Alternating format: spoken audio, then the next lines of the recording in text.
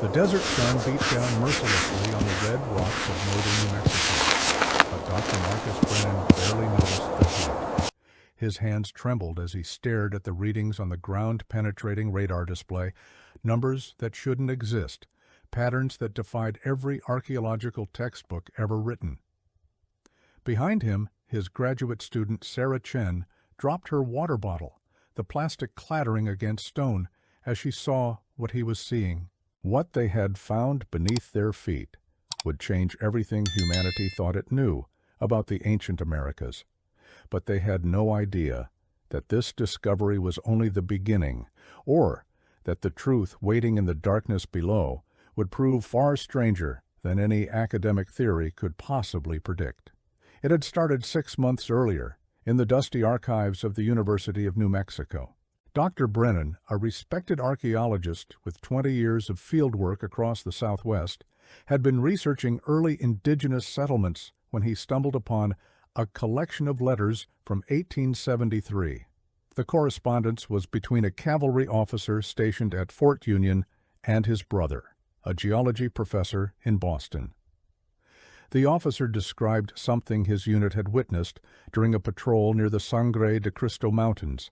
They had been tracking what they believed were raiders when the ground beneath their horses' hooves began to sound hollow.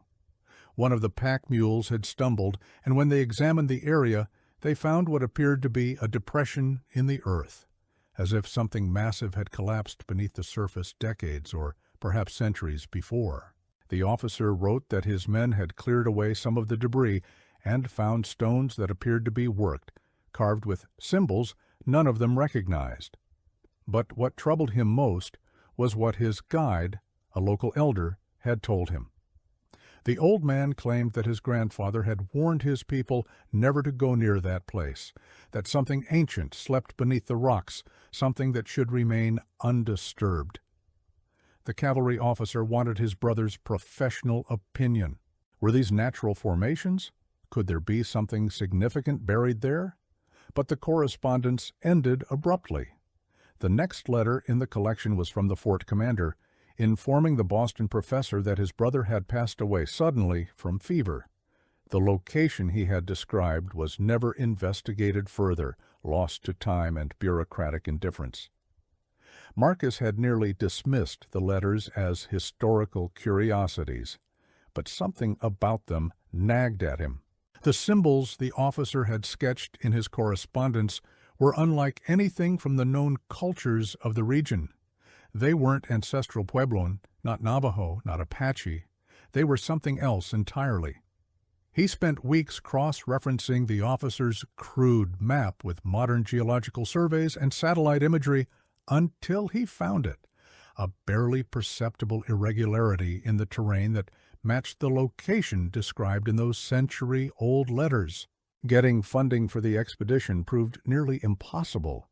University grants committees weren't interested in chasing ghost stories from the 1800s.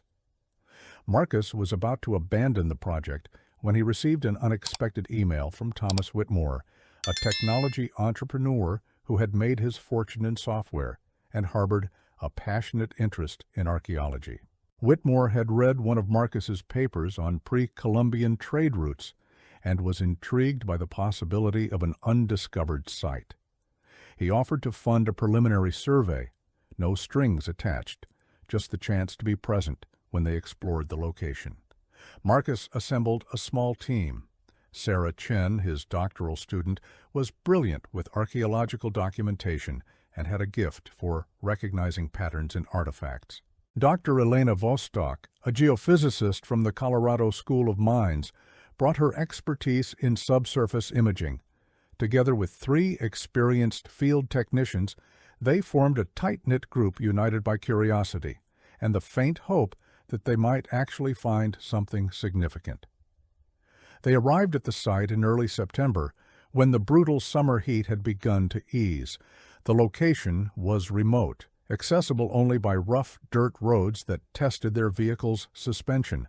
The landscape was breathtaking, high desert plateau surrounded by distant mountains, with sparse vegetation clinging to life between ancient rock formations.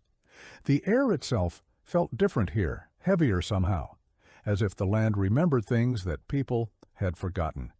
The first week was spent establishing their base camp and conducting preliminary surveys. Elena's ground-penetrating radar revealed something immediately: anomalies in the subsurface that suggested void spaces where solid rock should be. The patterns were too regular, too organized to be natural cave systems. There was definitely something down there. On the 8th day, as Elena conducted a detailed scan of the central anomaly, her equipment began registering readings that made her call Marcus over with barely contained excitement. The radar was showing what appeared to be a massive chamber approximately 30 feet beneath the surface, and the chamber walls were almost perfectly rectangular. Even more intriguing, there seemed to be passages leading away from it in multiple directions, a network of corridors that extended far beyond the range of their current equipment. Thomas Whitmore arrived that afternoon, his helicopter disturbing the desert silence. The entrepreneur was younger than Marcus had expected, perhaps 45, with an intensity that suggested someone accustomed to turning impossible ideas into reality. He studied Elena's data for nearly an hour, asking technical questions that revealed a deeper understanding of geophysics than Marcus would have anticipated from a software executive. The question now was how to access the underground structure. The ground-penetrating radar indicated that the ceiling of the main chamber was relatively thin in one location, perhaps only 6 feet of compacted earth and rock above what appeared to be worked stone. They could excavate carefully, but it would take weeks. Whitmore suggested bringing in specialized drilling equipment, but Marcus vetoed that idea immediately. If there truly was something archaeologically significant below, they couldn't risk damaging it with heavy machinery. They compromised on a methodical excavation of the thinnest point, working in careful layers, documenting everything. The team established a grid and began removing earth by hand, sifting every bucketful for artifacts. For 3 days they found nothing but dirt and rock, and Marcus began to worry that Elena's readings had been misinterpreted, that they were chasing shadows. Then Sarah's trowel struck something solid. She brushed away the surrounding soil carefully, revealing a surface of smooth stone. Not sandstone, not the local geology. This was something else, a gray material with a faint crystalline quality that caught the afternoon light strangely. Marcus knelt beside her, his heart pounding as he examined the exposed surface. The stone was perfectly flat, machined smooth in a way that shouldn't have been possible, with known pre-Columbian technology. They widened the excavation, working with increased urgency but maintaining careful documentation. Within hours they had exposed a section of stone approximately 6 feet square, and the implications were staggering. This wasn't rough-hewn rock like the blocks of ancestral Puebloan structures. This was precision engineering, with joints between stones so tight that Marcus couldn't slide a piece of paper between them. As the sun set on that remarkable day, they noticed something else. Carved into the surface of the stones, almost invisible in direct light, but visible in the slanting rays of sunset, were symbols. The same symbols that the cavalry officer had sketched in his letters 150 years earlier. Elena worked through the night with portable lights, using her most sensitive equipment to map the full extent of the stone structure beneath them. What she found sent chills through everyone on the team. The stone surface they had exposed was just the roof of something much larger. The structure extended down at least 40 feet, and horizontally it stretched more than 300 feet in one direction, over 200 in the other. This wasn't a burial chamber or a ceremonial kiva. This was a building, or more accurately, part of a complex of buildings. The scale was wrong for anything that should exist in pre-Columbian New Mexico. The ancestral Puebloans had built impressive cliff dwellings and underground kivas, but nothing approaching this size or sophistication. Marcus found himself questioning his own expertise, wondering if somehow he had misread the geological context, if perhaps this was actually a modern structure, some forgotten Cold War installation. But the symbols told a different story. Sarah had spent the previous day photographing and cataloging them, and that night she made a connection that would open the first door to understanding what they had found. Several of the symbols bore a striking resemblance to glyphs from a completely unexpected source, ancient Mesopotamian cuneiform. Not exact matches, but similar enough that the connection couldn't be coincidental. She found parallels in the symbol for water, for earth, for sky. Whoever had carved these stones had been familiar with a writing system that had originated on the other side of the world, in a time when the mainstream narrative insisted there had been no contact between the ancient Americas and the Old World. Thomas Whitmore brought in additional funding and equipment within 48 hours. What had started as a modest survey expedition was rapidly transforming into what could be the most significant archaeological discovery in American history. But Marcus insisted they proceed carefully. They needed to document everything to build an unassailable case before they went public. The implications were too enormous, too controversial to rush. They decided to create an entrance through the excavated section, carefully removing stones to access whatever lay beneath.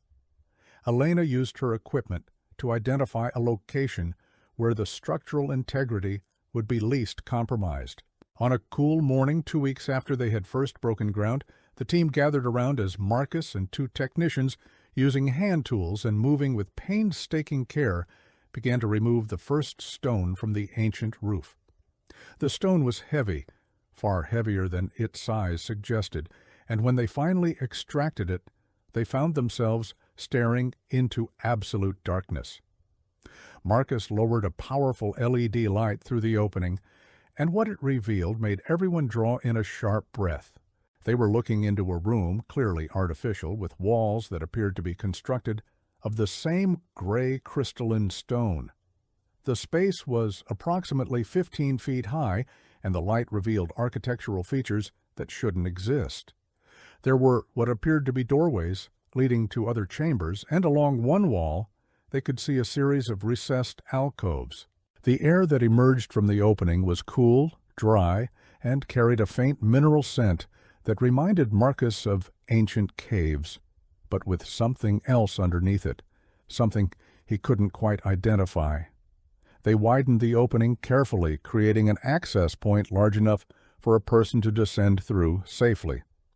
Marcus insisted on being the first to enter. They rigged a rope ladder and safety harness, set up lights and cameras, and then, with his heart pounding in a way that reminded him why he had become an archaeologist in the first place, he descended into the darkness. His feet touched the floor of the chamber, and for a moment he simply stood there, his headlamp cutting through the gloom, trying to absorb what he was seeing. The room was roughly 30 feet square, and it was clearly a constructed space, not a natural formation. The walls met the floor at perfect right angles. The ceiling was flat and supported by what appeared to be engineered elements, though the architectural style was like nothing in his experience. But what truly captured his attention were the alcoves along the far wall. They were deep, extending back several feet into the stone, and they weren't empty. Inside each alcove was what appeared to be a statue, though statue seemed inadequate to describe them. They were human figures, life-sized, carved from the same gray crystalline material as the walls. The detail was extraordinary, from the folds of clothing to individual fingers and facial features. Marcus counted 8 figures in total, 4 male and 4 female based on their dress, and they were arranged as if engaged in some sort of ceremony or ritual. What troubled him was how realistic they appeared. These weren't stylized or idealized representations like Greek statues or Mayan carvings. These looked like actual people who had somehow been transformed into stone, frozen in the middle of whatever they had been doing when some unknown catastrophe had overtaken them. Sarah descended next, followed by Elena and Thomas. They spread out carefully, documenting everything with cameras and measuring equipment. The room was remarkably well preserved, showing no signs of water damage or structural collapse. Whatever had happened here, however long ago, the chamber had been sealed away, protected from the elements and the passage of time. Sarah noticed the inscriptions first. The walls were covered with them, not random symbols, but organized text arranged in neat columns. The writing was clearly systematic, a genuine language, and it incorporated elements from multiple ancient scripts.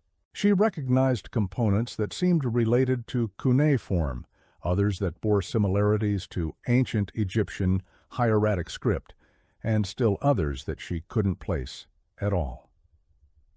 Elena, meanwhile, had discovered something troubling. She had been testing the walls with her equipment, trying to determine the age and composition of the stone, and her readings weren't making sense.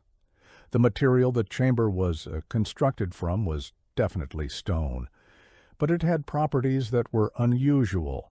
It was incredibly dense, far denser than sandstone or limestone, and it conducted electricity in ways that natural stone shouldn't.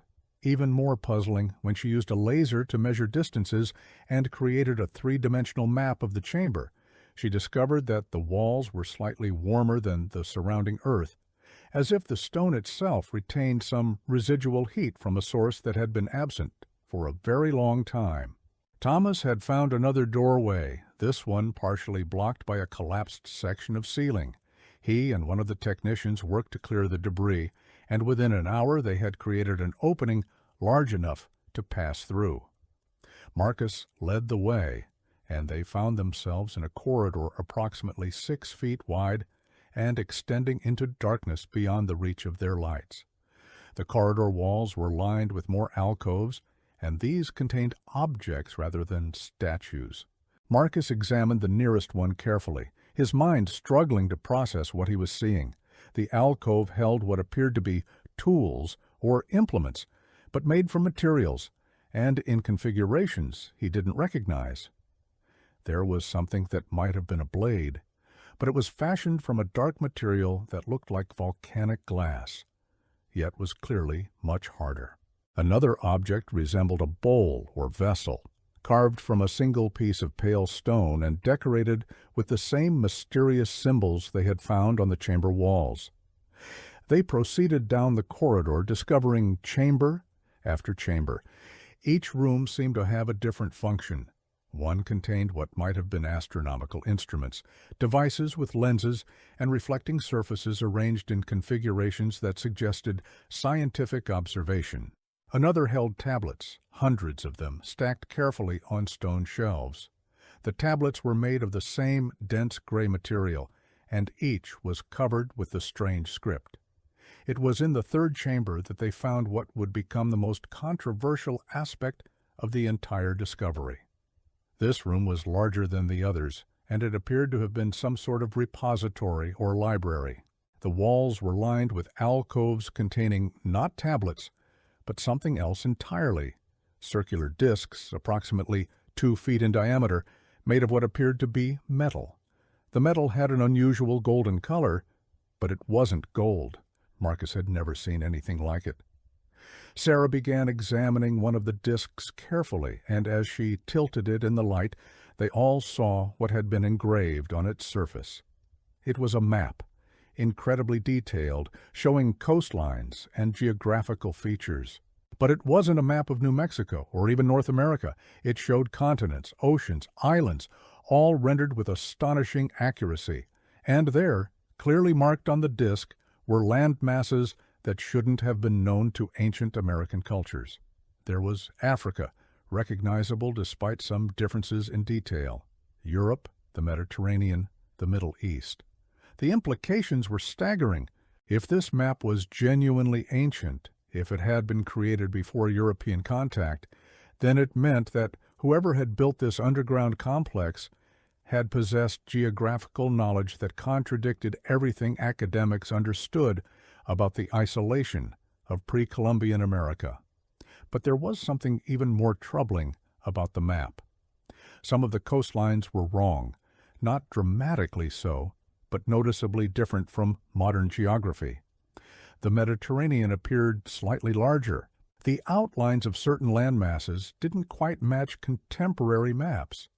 It was as if the map had been created during a different time period, when sea levels or geological formations had been different. Thomas Whitmore was the first to voice what they were all thinking.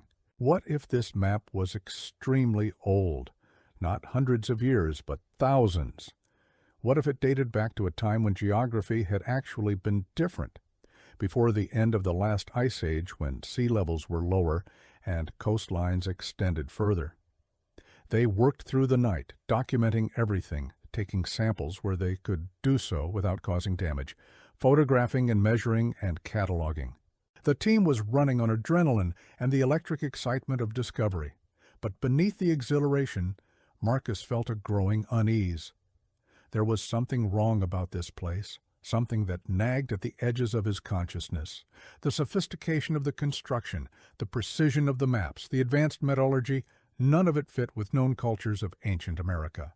But more than that, there was a quality to the site that felt deliberate, as if everything had been carefully arranged, preserved, left behind for a specific purpose.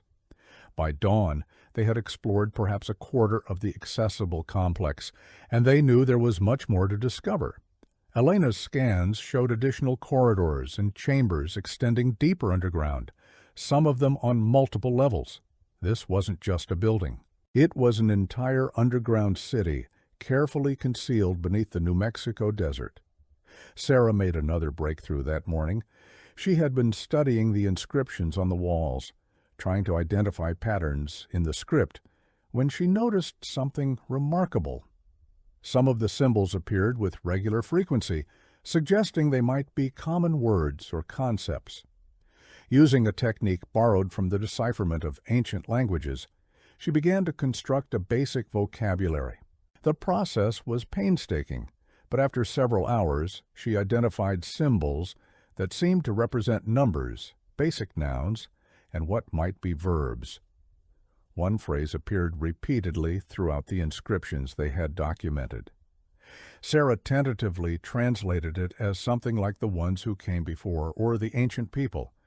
It appeared in contexts that suggested it was a name, perhaps the name these people had used for themselves. But it was another phrase, one that appeared less frequently, but in positions of apparent importance, that sent chills through Marcus when Sarah showed him her preliminary translation. The phrase seemed to mean something like the warning or the message for those who follow. It appeared above doorways on tablets inscribed on the metal discs. Whoever had built this place had done so with the expectation that someone would find it, and they had wanted to communicate something to those future discoverers. The question was what that message might be. They spent the next week conducting a careful, systematic exploration of the accessible sections of the underground complex. What they found challenged every assumption they had brought with them. The level of technological sophistication was far beyond anything that should have existed in ancient America. They found evidence of metalworking that included alloys modern science had only developed in the past century. They discovered chambers with ventilation systems that still functioned, pulling fresh air from the surface through ingenious configurations of shafts and baffles. They found evidence of artificial lighting, recesses in walls and ceilings that appeared designed to hold some sort of illumination device, though the devices themselves were long gone. But perhaps most troubling were the chambers that appeared to be residential. These rooms contained furniture, or what remained of it, beds and tables and storage containers arranged in a way that suggested ordinary domestic life. In one chamber they found what might have been children's toys, small figurines carved from stone. The presence of these ordinary domestic artifacts made the fate of whoever had lived here seem more real, more tragic, because it was clear that something catastrophic had happened to the inhabitants. They found evidence of hasty abandonment in some areas, personal possessions scattered as if dropped in flight. In other sections, they found those unsettling statues, Figures frozen in positions that suggested terror or desperation. The more Marcus examined them, the more convinced he became that they weren't statues at all, but something far more disturbing. What if the process of petrification, of transformation into that strange crystalline stone, had happened to living people? Elena's geological analysis provided no answers, only more questions. The stone that formed the complex walls and the petrified figures was unlike any naturally occurring material. Its composition included elements that were common enough: silicon, carbon, various minerals, but arranged in a molecular structure she had never encountered. It was as if someone had taken ordinary stone and transformed it at a fundamental level, reorganizing its atomic structure into something new. The most significant discovery came on the 9th day underground. They had been carefully excavating a collapsed section that blocked access to what Elena's scan suggested was a central chamber, larger and more elaborate than anything they had found so far. As they cleared away the rubble, they discovered that the collapse hadn't been an accident. The passage had been deliberately sealed, massive stone blocks placed to bar access, with inscriptions carved hastily into their faces. Sarah translated the inscriptions with difficulty. The script was rushed and irregular, as if written in desperation. The message was fragmentary, but certain phrases emerged with chilling clarity. Words that translated roughly as "sealed within" must not emerge, and most disturbing of all, the darkness spreads. Thomas wanted to continue, to break through the sealed barrier and access whatever lay beyond. Marcus was less certain. There was something about those desperate warnings that spoke to him across the centuries. The people who had sealed this passage had been afraid of something, afraid enough to permanently entomb a section of their own city. Perhaps they had been right to be afraid, but scientific curiosity won out over caution. They spent 2 days carefully dismantling the barrier, documenting each stone block as they removed it. Finally, they created an opening large enough to pass through, and Marcus, Elena, and Sarah entered the sealed chamber. It was a throne room, or something like it. The chamber was circular, approximately 60 feet in diameter, with a domed ceiling that rose to a height of 30 feet at its apex. The dome was decorated with an elaborate mosaic made from countless small pieces of that same crystalline stone, creating an image of the night sky with constellations arranged in patterns Marcus didn't recognize. At the center of the chamber stood a raised platform, and on the platform was a single throne-like seat carved from a massive piece of dark stone. The throne was occupied. The figure seated there was larger than the other petrified forms they had found, perhaps 7 feet tall, with proportions that were almost but not quite human. The face was serene, eyes closed as if in meditation, hands resting on the throne's armrests. Unlike the other statues, this one wore elaborate clothing, or perhaps ceremonial armor, decorated with symbols and what might have been technical diagrams, but what drew their attention most powerfully was what lay in front of the throne. Arranged in a semicircle on the floor were dozens of those metal discs, each engraved with different information: maps, star charts, what appeared to be technical schematics. It was as if someone had gathered together all their most important knowledge and placed it here in this sealed chamber, protected and preserved. Sarah approached the throne carefully, studying the inscriptions carved into its base. She worked for nearly an hour, photographing and translating, her expression growing more troubled as she progressed. Finally, she turned to Marcus and explained what she had found. The inscriptions told a story, fragments of it at least. They spoke of a great civilization, one that had existed long before, that had achieved wonders of engineering and science. They described a catastrophe, something that the text called the corruption, or perhaps the contamination. They told of a desperate attempt to preserve knowledge, to seal away the danger, to leave a warning for whoever might come after. The final inscription, carved larger than the rest around the base of the throne, was clearer than the others. Sarah's translation sent a chill through everyone present. It warned that the corruption slept but was not gone, that it dwelled in the deep places, that it must not be awakened. The text urged whoever found this place to seal it again, to leave it undisturbed, to forget they had ever discovered it. Thomas scoffed at the notion. These were superstitions, he argued, the fearful warnings of a people who had faced some natural disaster, plague or earthquake or climate change, and had interpreted it through the lens of their mythology.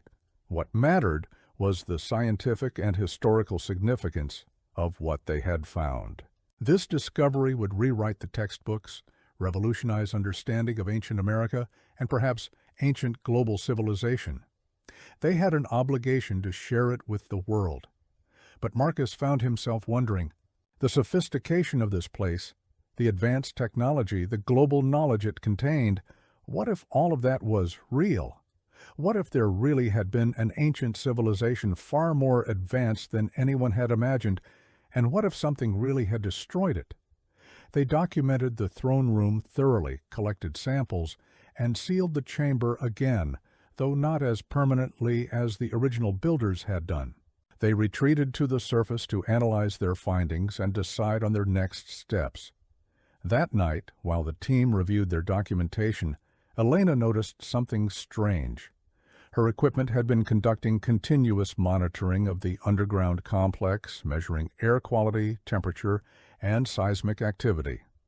Since they had opened the sealed chamber, the readings had been changing. The temperature in the deep sections of the complex had been rising, just slightly, just a fraction of a degree, but consistently. And there were vibrations, extremely low frequency, almost below the threshold of measurement, but present and growing stronger. It was probably nothing, she told herself. Probably just the result of introducing surface air into a sealed environment, or minor geological adjustments to the change in pressure now that they had opened the complex. But she couldn't shake a growing sense of unease. Marcus spent that night reviewing Sarah's translations, particularly the warnings carved around the throne. He kept coming back to the phrase about the darkness spreading. What had that meant? Disease? Some kind of environmental contamination?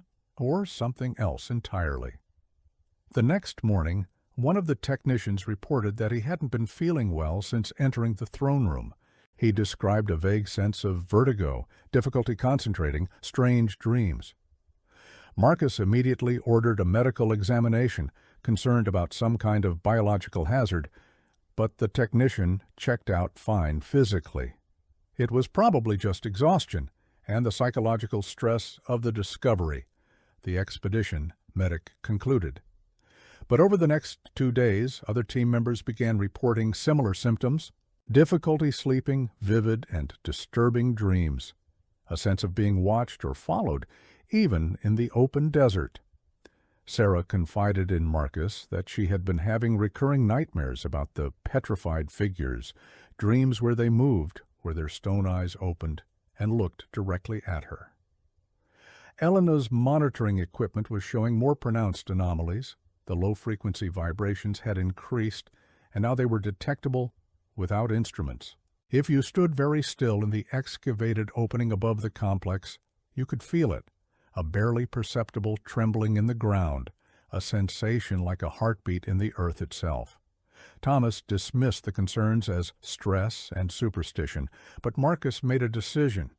They would seal the complex temporarily, bring in specialists, conduct a thorough safety assessment before proceeding further. The discovery wasn't going anywhere. They could afford to be cautious. They spent the next day carefully closing off the entrances they had created, installing monitoring equipment that would allow them to track conditions inside the complex remotely. As they worked, Marcus noticed something that made his blood run cold. The petrified figure in the throne room, the one they had photographed extensively, had moved. It was a subtle change, barely noticeable, but Marcus had studied those photographs obsessively, and he was certain.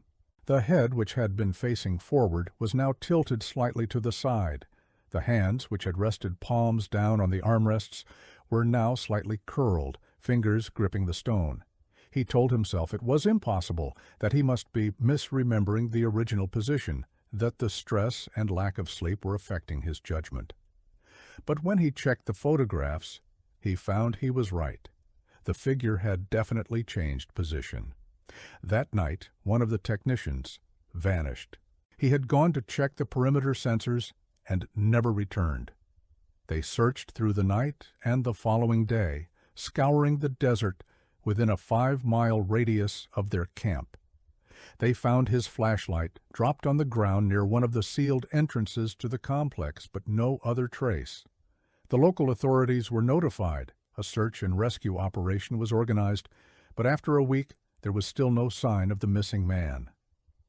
Marcus faced an agonizing decision. Should they continue the expedition, or should they abandon it, seal everything permanently, and leave this place to whatever secrets it contained? The decision was made for them. 2 weeks after they had first opened the sealed throne room, Elena's monitoring equipment registered a significant seismic event centered directly beneath the complex.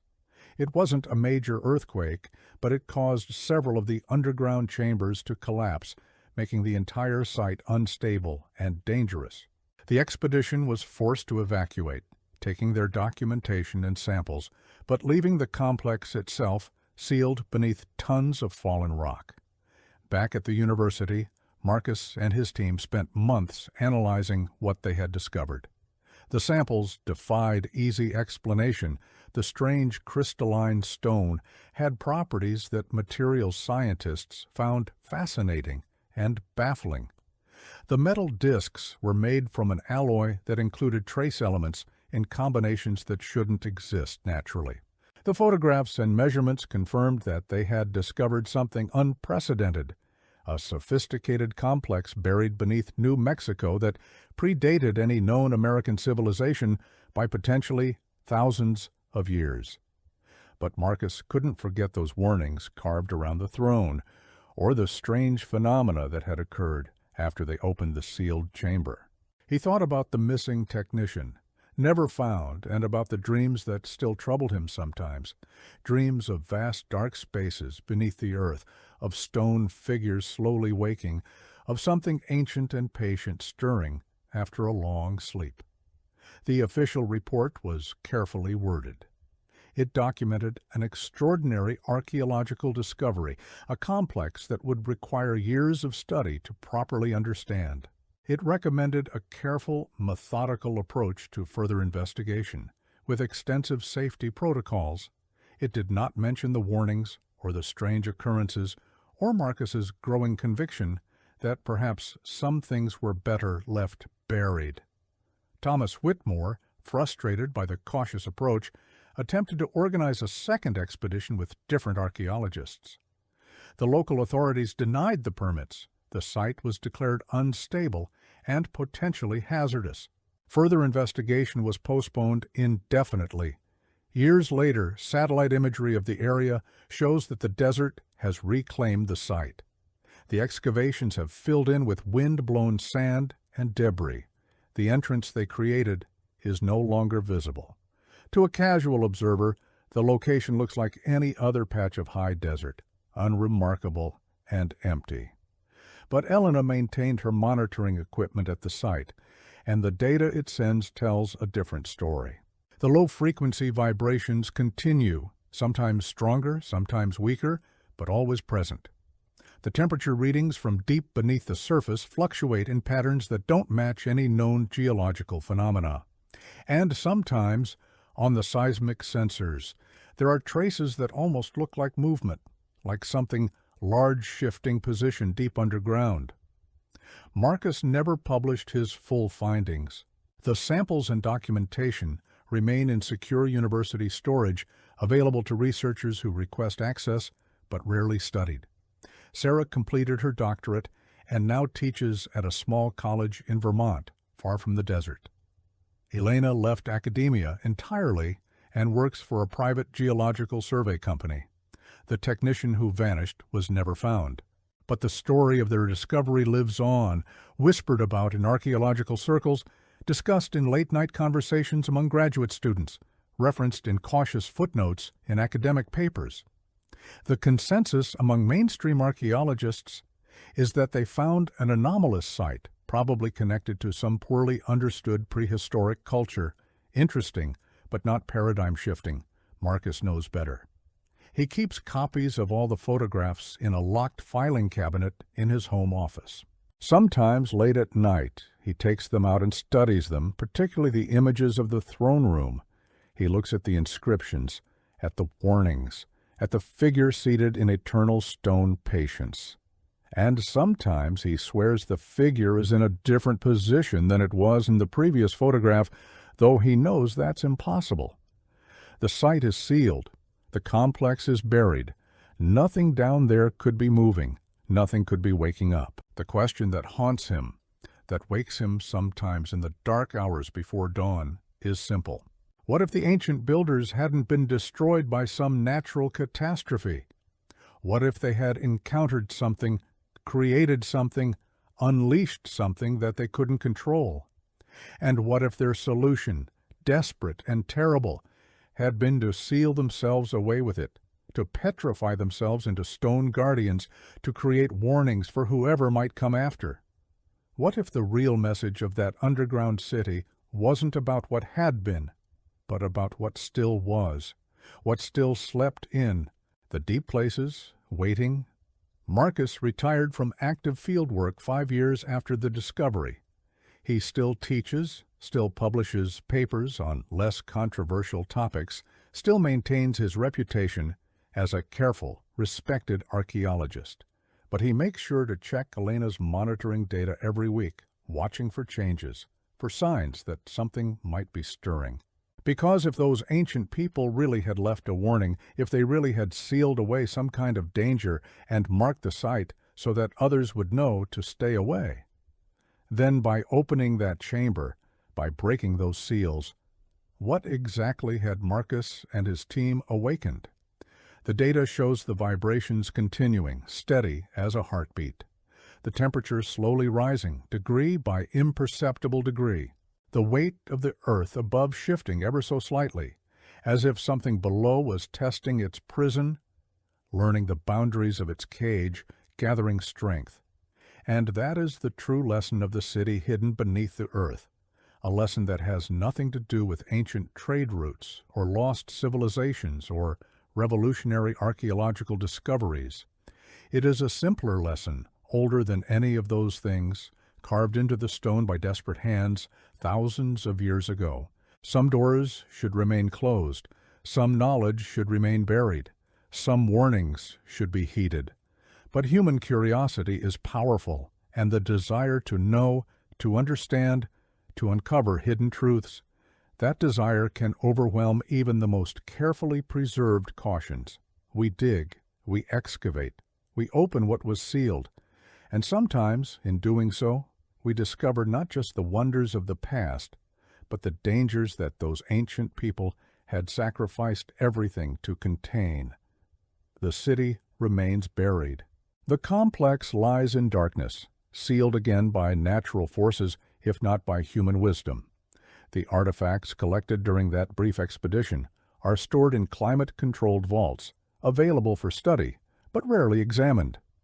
The photographs document something extraordinary, but their full implications remain unexplored. And deep beneath the New Mexico desert, in chambers where no light has shone for thousands of years, something continues to wait. Something patient, something old, something that remembers what came before and understands what might come again. The ground-penetrating radar, if anyone were still monitoring it, would show the same anomalies it revealed years ago. The void spaces, the corridors, the chambers. But it would show something else, too, patterns of movement in the deep places, slow shifts in position, rearrangements of what shouldn't be able to move. The throne room, captured so carefully in those photographs, stands empty now in the darkness. The metal discs remain scattered on the floor, their maps and star charts and warnings unseen and unread. The inscriptions on the walls continue their silent testimony to things that were and things that might yet be. And the throne itself, carved from that dark stone, sits waiting for the next curious mind, the next ambitious expedition, the next person who believes that all secrets should be revealed, that all mysteries should be solved. Waiting to teach them what Marcus learned, what those ancient people tried so desperately to preserve, the knowledge that some mysteries exist not to be solved but to be avoided, that some secrets are kept not out of malice but out of mercy. The city was hidden beneath the earth for a reason. What they found there did indeed rewire ancient history, but not in the way anyone expected. Because the real discovery wasn't about technology or civilizations or global contact in the ancient world. The real discovery was this: humanity is not the first to reach for greatness, and we are not the first to face the consequences of that reach. Others came before, built higher, achieved more, and those others left warnings carved in stone, sealed in darkness, preserved at terrible cost, warnings that we would do well to heed, even though history suggests we never do, even though human nature demands that we keep digging, keep searching, keep opening doors that perhaps should remain closed, even though somewhere in the darkness beneath the desert, something ancient continues to wait, patient and eternal, for the next time we forget to listen to the wisdom of those who came before. The story ends there, but the truth continues, recorded in seismic sensors and temperature readings and satellite imagery. The truth continues in locked filing cabinets and climate-controlled vaults, in whispered conversations and cautious footnotes. The truth continues deep underground, where the city sleeps but does not rest, where warnings go unheeded and patience is measured in geological time. And perhaps someday, when the vibrations grow strong enough, when the temperature rises beyond certain thresholds, when the weight of earth above can no longer contain what lies beneath, that truth will emerge into the light. And then, finally, we will understand why those ancient builders sealed themselves away with their secrets, why they chose stone sleep over surface life, why they carved their warnings with such desperate urgency. Then we will learn what the darkness really is, what truly sleeps in the deep places, what our curiosity has awakened. But for now, the story remains incomplete. The mystery persists. The underground city keeps its secrets. And somewhere in a small office in New Mexico, Marcus Brennan checks his monitoring data one more time, watches the numbers fluctuate, and wonders if perhaps he should have listened to those warnings carved in stone all those years ago. Wonders if it's too late to seal the doors again. Wonders what will happen when, not if, but when, something finally emerges from that darkness beneath the earth. The answer to that question remains unwritten, waiting somewhere in the future, patient as stone, inevitable as dawn, waiting to rewrite history one final time.